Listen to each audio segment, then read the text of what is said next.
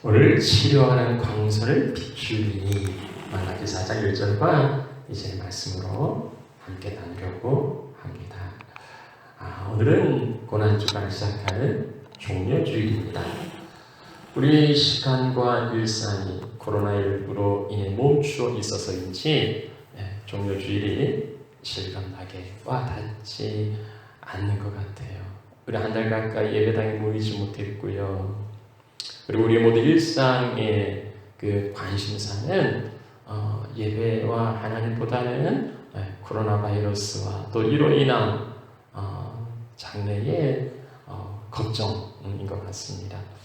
확진자가 얼마나 늘었는지 날마다 뉴스를 보면서 체크하는데 말씀과 기도, 예배와 경건에 힘써야 되겠다고 생각하면서 우리의 영적 상태를 체크하지는 않는 것 같아요. 우리 이럴 때일수록 더욱더 주의 은혜 가운데에 붙들려 있어야 되겠습니다. 우리가 종려주일을 맞이하면서 예배 시작할 때 그 영상을 보았는데요. 많은 사람들이 종려가지를 흔들면서 자기의 겉옷을 예수님 앞에 깔아드리고 호산나, 이제 우리를 구원해달라고, 이 압제받는 고통과 신음에서 우리를 해방시켜 달라고 그렇게 예수님께 몰려들었습니다. 그 영상을 보면서 오늘 우리 시대 지금 상황과 많이 오버랩이 되는 거예요. 수많은 무리들처럼 우리가 이 종려주일에 예수님을 맞이하면서 호산나, 우리를 구원해달라고 속수무책으로 격리되어서 그저 잠잠해지기만을 기다리고 있는 이 무능한 시간의 결박을 풀어주시라고, 자유를 달라고 그렇게 예수님께 간절히 구해야 하지 않겠는가 하는 그런 생각이 드는 거예요. 그렇게 예수님께 구할 수 있는 건 뭡니까? 비록 예수님은 나귀를 타시고 예루살렘에 입성하셨지만은 그러나 나귀를 타신 이유가 있어요. 바로 스가랴의 예언을 이루기 위해서입니다. 고아로운 군마가 아니라 새끼 나귀를 타셨지만은 그러나 우리 예수님은 구약 성경에 예언된 약속의 메시아, 곧 만왕의 왕이시라는 겁니다. 그 왕이신 예수님을 영접하고 그리고 그의 다스림에 순종할 때 그는 참된 기쁨과 평강을 누리게 될 겁니다. 치유와 회복의 은혜를 경험하게 될 거예요. 그러므로 우리는 이 안타까운 상황을 주님께 아뢰고 어서 속히 우리에게도 자유를 달라고 그렇게 기도해야 하겠습니다. 사순절의 끝자락 이 한 주간을 고난주간이라 이제 그렇게 합니다. 예수님께서 인류의 죄를 감당하시고 십자가에 죽으시는 고난의 한 주간입니다. 그렇게 열광하면서 호산나, 우리를 구원해달라고 유대의 왕이여 외쳤던 군중들은요, 빌라도 총독 앞에서 예수를 십자가에 못 박으라고 돌아섰습니다. 3년 동안 예수님을 쫓아다녔던 함께했던 제자들마저도 뿔뿔이 흩어지고 예수님을 외면했습니다. 주는 멸시와 조롱을 당하셨고 죽음과 무덤에까지 철저히 낮아지셨습니다. 그러나 이 고난의 한 주간 끝자락에는요, 부활의 소망이 있습니다. 그 고통스러운 죽음으로 우리의 모든 죄를 대속하셨고 그리고 주님은 사흘 만에 다시 살아나셨습니다. 이 고난의 한 주간 제자들처럼 주님을 배신하고 돌아서는 게 아니라 더욱더 주님과 함께하는, 주님이 있는 그 자리에 함께 동행하는 그런 삶을 사시기를 바라고요. 그래서 돌아온 부활주일에는 주님의 부활이 우리의 부활의 기쁨이 되면 좋겠습니다. 자, 오늘 말라기 4장의 말씀을 살펴보려고 합니다. 알바트의 비상사태가 선포된 지 벌써 한 달이 되어가고 있습니다. 지금 유일한 대책은 감염 예방을 위한 사회적 거리두기 격리예요. 그래서 이게 이제 점점 더 강화되고 있는 것 같습니다. 예배당 의자를 또 더 줄여서 이제 9개를 놨는데요. 2m 간격의 사회적 거리를 유지해야 한다 해서 이렇게 비치하였습니다. 온타리오는 5명 이상 모이면 안 된다고 그런 것 같아요. 더 심각한 나라는 아예 외출 금지를 시행하고 있습니다. 외출 금지가 아니더라도 우리는 나갈 데가 없죠. 갈 곳이 없기 때문입니다.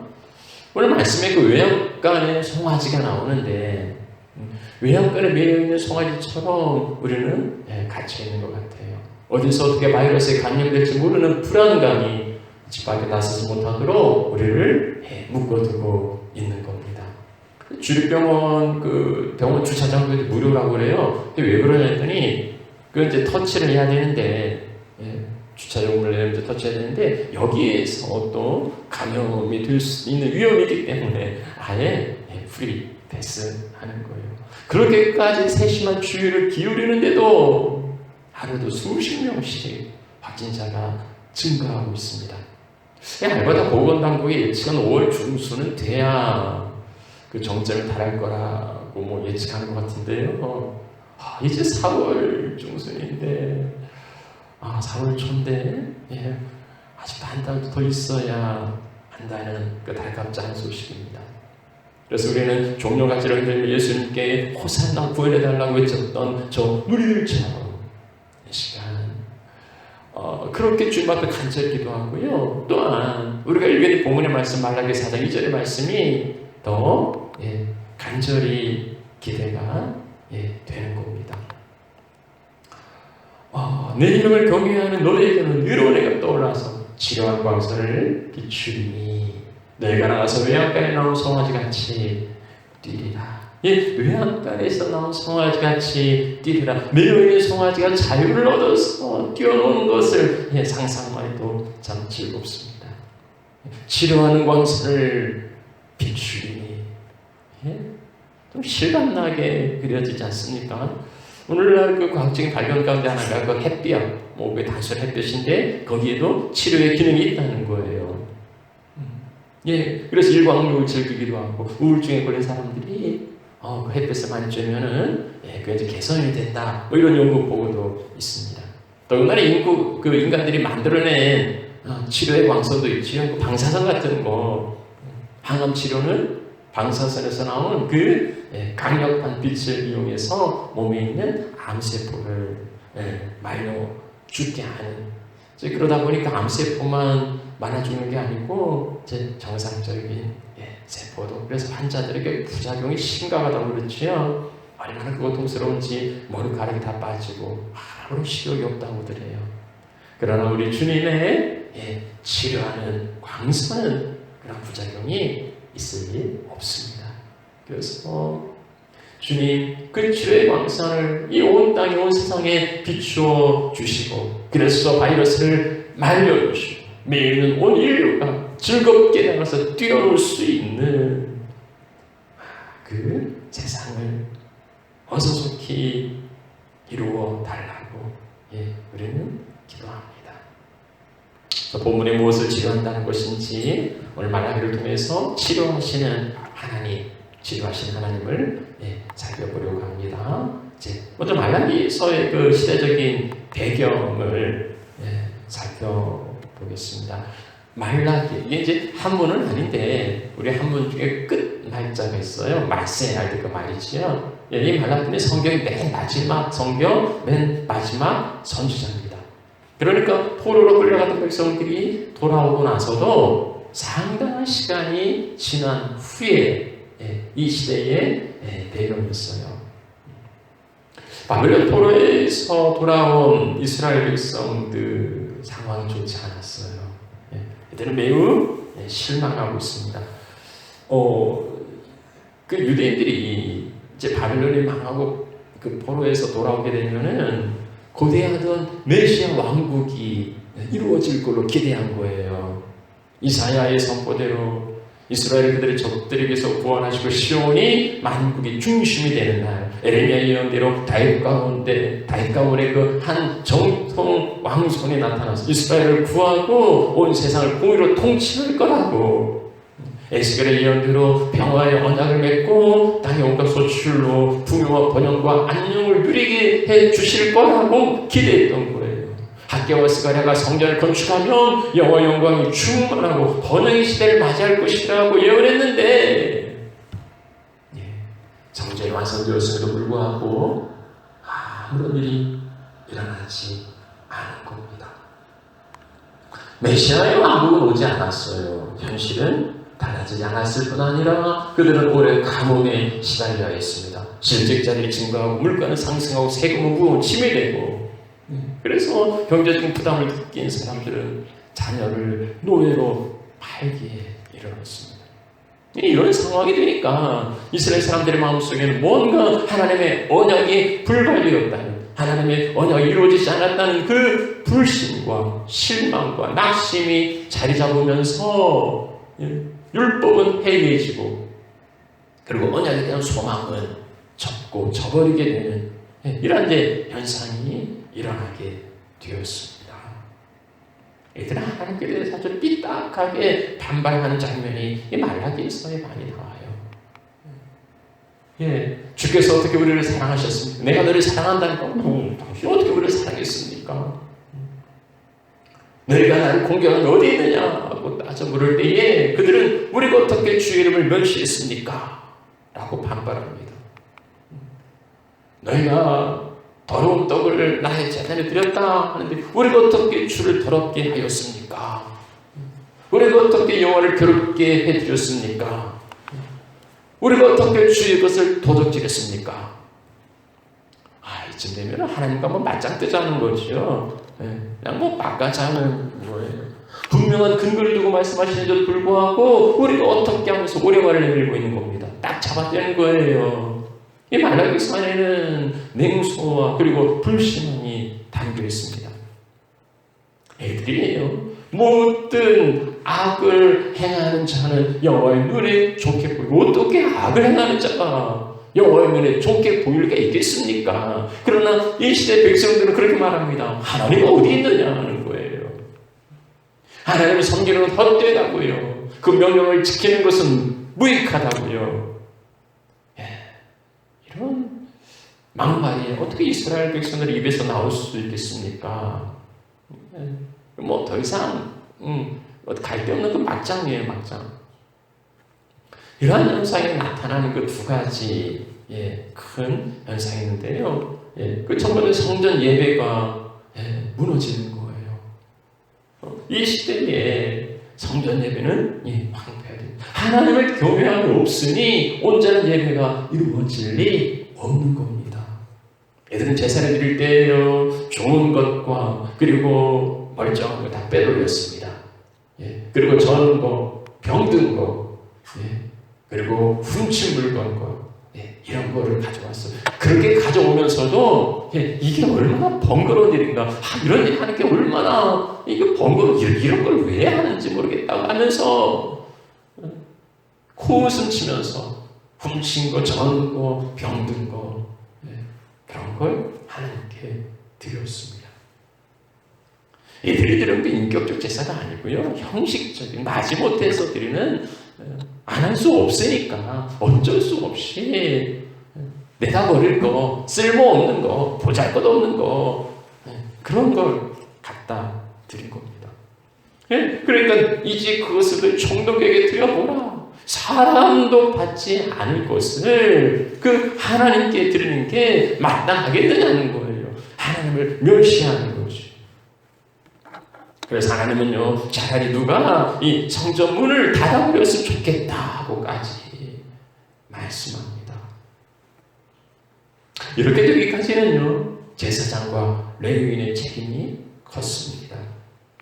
그래서 하나님은 그들을 엄히 책망하세요. 너희 제사장들아 하면서 제말라기 2장에 보면 나오는데요, 하나님의 그 분노가, 하나님의 그 진노하심이 너희 절기 희생의 똥을 너희 얼굴에 바를 것이다. 제사장들의 얼굴에 똥칠을 하겠다고 말씀하세요. 백성의 지도자인 제사장들도 그들의 소임을 다하지 않았던 겁니다. 백성들이 11조를 드리지 않았고요. 그러니까 제사장들이 마땅히 받을 그 몫을 분배물을 받지 못해요. 그러니까 생계를 위해서 이제 밖에 나가 일해야 하는 이런 상황이 악순환으로 거듭되는 거예요. 그러다 보니까 제사장들이 하나님 앞에 온전하게 바르게 제사하지 못해요. 결국은 그 성전 예배가 특히 황폐화되는 그런 결과를 가져온 겁니다. 또 하나는요, 이방 혼인으로 드러나는 세속화예요. 이스라엘 백성들이 이제 바벨론을 포로로 끌려갔다 오면서 이 우물한 개구리에서 넓은 세상을 바라본 거예요. 이들이 돌아오기만 하면 자기들 중심으로 하는 전 세계가 재편되고 메시아 왕국이 일어날 거라고 기대했는데 이게 이루어지지 않은 거죠. 그럼 이제라도 우리가 강대국들처럼 그렇게 이제 따라가야 되겠다는 생각을 한 거예요. 그 방편 중에 하나가 국제 결혼이에요. 결혼을 통한 세계화를 추구하는 거죠. 이들이 이미 결혼했음에도 불구하고 초광지처를 버리고 이방 여자와 또 결혼합니다. 그래서 그것이 성결을 욕되게 하고 이방 신의 딸과 결혼하는 하나님의 언약을 범하고 하나님의 성결을 욕되게 하고 이방신을 섬기는 그런 결과를 가져옵니다. 남편을 빼앗긴 여인들이 울음과 탄식으로 하나님께 하소연할 때에 하나님이 그것을 들으셔요. 이방인의 그 자녀, 그러니까 이방인이 들어오면서 그 자녀 교육도 이방인의 언어를 사용하면서 이스라엘 그 자녀들이 언어를 잃어버리는 거예요. 결국은 의사소통의 단절과 그리고 가정, 교육이 무너지는 겁니다. 아비가 자녀들에게 신실한 법도를 가르치지 못하고 그리고 자녀들도 말씀 안에서 부모를 공경하지 못하면서 이 총체적인 위기가 가정으로부터 시작된 겁니다. 종교적으로나 가정적으로나 사회적으로나 윤리적으로나 무너져가고 있었어요. 공동체의 순수함과 온전성이 파괴되고 있었습니다. 이게 말라기 시대에 구약의 그 마지막 시대의 말라기 시대의 모습이에요. 말씀을 준비하면서 새삼스럽게 그 말라기 시대와 오늘 우리 시대가 어쩌면 크게 다르지 않다는 것을 발견했습니다. 마지막 성경과 마지막 선지했던 말라기가 보여주는 건 이제는 희망이 없다는 거예요. 구약 시대는 희망이 없다. 그러면 희망이 없다면 이제 새로운 시대를 바라볼 수밖에 없다는 거죠. 그래서 메시아의 오심을 더 간절히 기대하는 겁니다. 오늘 우리 시대도 마찬가지 아닙니까? 성전 예배가 황폐화되고 가정이 무너지고 있습니다. 그로 인해서 피조 세계가 고통하고 구속을 바라보고 있어요. 광문명의 금자탑은 높아지지만은 그러나 그 그늘이 더 깊게 들어지면서 온갖 피조 세계의 고통이 그 아우성이 하늘에 닿지 않습니까? 결국은 이 바이러스 인류는 이 바이러스 앞에 속수무책이에요. 그래서 이제 그 백신을 개발하기 위해서 연구진들을 몰두하고 있습니다만 그 백신을 개발한다 해도 또 다른 변종 바이러스가 일어나지 않을 거라는 보장이 없는 거예요. 우리는 우리 삶을 리셋해야 되고요. 우리 모든 개인뿐만 아니라 이 국가와 그리고 전 세계적으로 그 삶을 돌이키고 회복해야 돼요. 근본적인 해결이 필요한 거예요. 그걸 모르지 않아요. 인류는 어떻게 해야 되는지를 알고 있어요. 그러나 그렇게 할 수 없는 건 죄와 욕심 때문이에요. 가진 자들이요, 더 갖기 위하여서 스스로 무덤을 파고 있는 겁니다. 그래서 우리는 해결되지 않아요. 그런 해답은 어디에 있습니까? 말라기는 그냥 이렇게 절망 가운데 끝나는 게 아니에요. 말라기는 이 절망 가운데 끝나는 게 아니라 한 줄기 빛을 비춰주고 있어요. 구원의 소망을 보여주고 있습니다. 자, 이제 여호와의 날이 이를 거라는 거예요. 이러한 죄악된 이 사회적으로 그리고 종교적으로 도덕적으로 무너진 이 세상에 대하여서 하나님은 심판하십니다. 자, 그 날이 이를 건데요. 그 날은 용광로 불같을 것이라고 말합니다.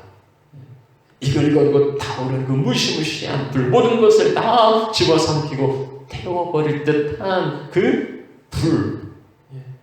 용광로는 높은 온도로 광석을 녹여서 쇠붙이를 뽑아내는 그 가마입니다. 얼마나 그 뜨거운 열로 녹이는지 모든 광석이 다 녹아요. 그러면서 불순물은 제거되고 거기서 이제 쇠붙이가 나오는 거죠. 광석도 녹이는데 지푸라기 정도냐? 지푸라기는 그냥 금방 날아갈 거예요. 교만한 자와 악을 행하는 자는 지푸라기가 될 것이라. 여호와의 날에 여호와가 어디 있느냐?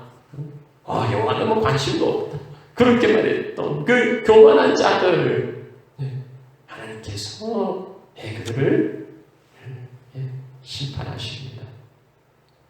그러나 용광로에서 쇠붙이가 나오듯이 그날이 새롭게 회복되어서 치료와 자유를 얻는 이들도 있을 겁니다. 그래서 2절 말씀에는요, 내 이름을 경외하는 너에게는 공의로 내가 떠오르고 치료의 공사를 발하여서 너희가 외양가에 나온 송아지같이 뛰리라 하십니다. 그들이 누굽니까? 여호와를 경외하는 자들이지요. 이 세상에 두 부류의 사람들이 있습니다.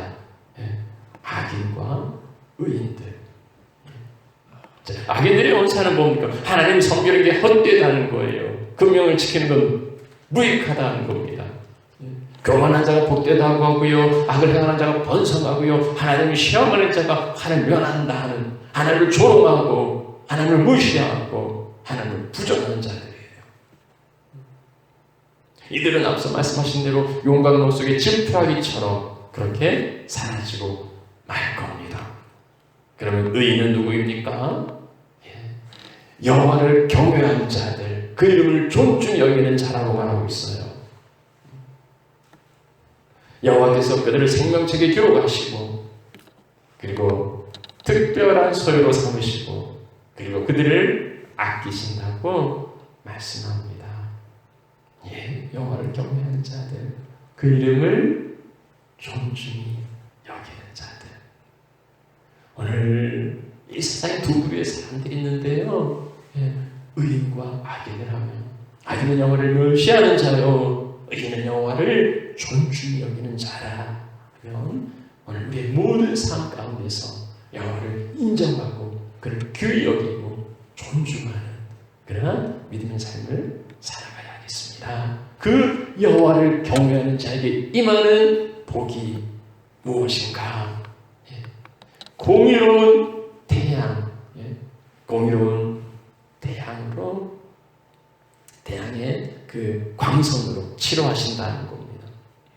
공의로운 해가 떠올라서 치료한 광선을 비춘다는 건데, 이 공의로운 태양은 비유예요. 이제 구약에서는 하나님은 해요 방패시라 하나님이고요. 신약에서는 나는 세상의 빛이라 하신 예수 그리스도를 가리키는 거죠. 그러니까 태양, 공의로운 태양이 떠오른다. 곧 하나님께서, 신약의 예수님께서. 그러면 치료하는 광선은 또 뭘까요? 치료하는 광선이라고 이야기하는 사실은 광선이 아니고요. 그 히브리어에서는 날개입니다. 날개. 그래서 우리 그 개역 개정에도 난을 주기로 해서 이제 날개라는 표시를 했는데요. 태양의 날개. 태양의 날개가 있나? 태양은 날개보다는 이제 햇살이지요. 그러니까 이제 광선이라고 이렇게 의역을 한 겁니다.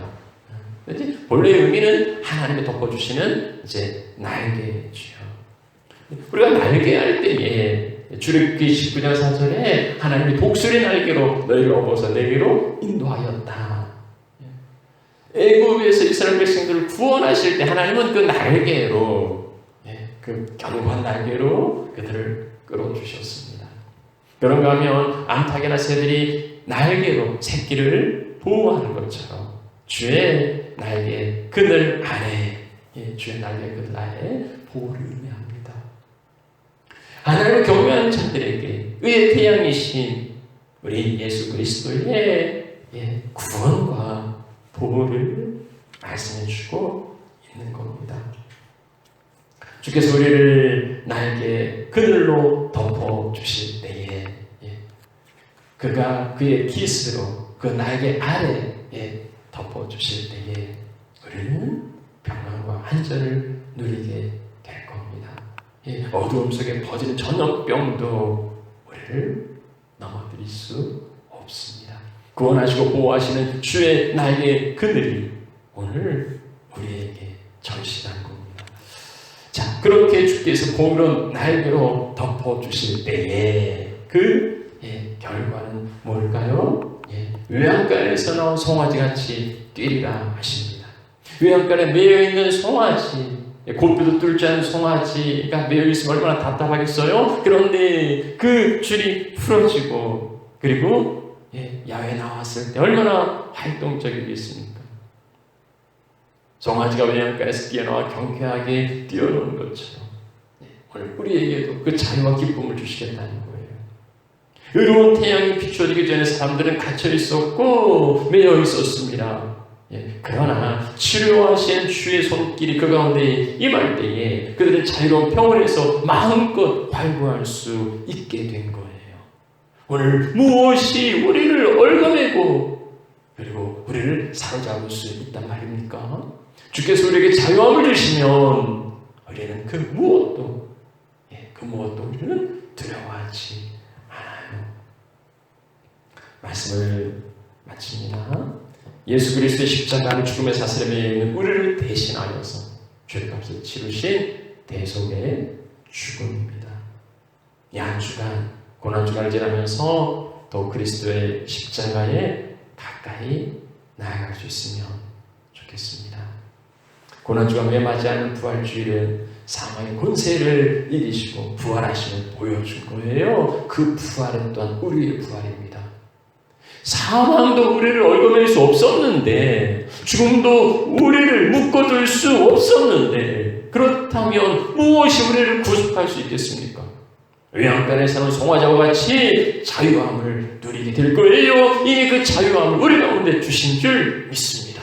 잠시 바이러스가 우리 활동을 억제하고 그래서 우리가 예배에 나올 수 없지만 그러나 우리의 속사람은 우리의 영혼은 공의로운 해의 광선으로 자유를 누리고 무엇도 우리를 그리스도 안에 있는 하나님의 사랑에서 끊을 수 없는 거예요.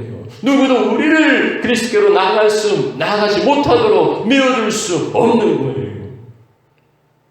주님께서 우리에게 자유함을 주셨다면 우리는 그 자유로 주님께 친밀히 가까이 나아가시면 좋겠습니다. 부활주일, 다음 주일 부활주일인데요. 더 큰 기쁨으로 맞이할 수 있도록 이 고난의 한 주간 삶의 자리에서 늘 주님과 동행하시고 그리고 주님께로 가까이 나아가시는 그런 알바도 식구들이 되시기를 축복합니다.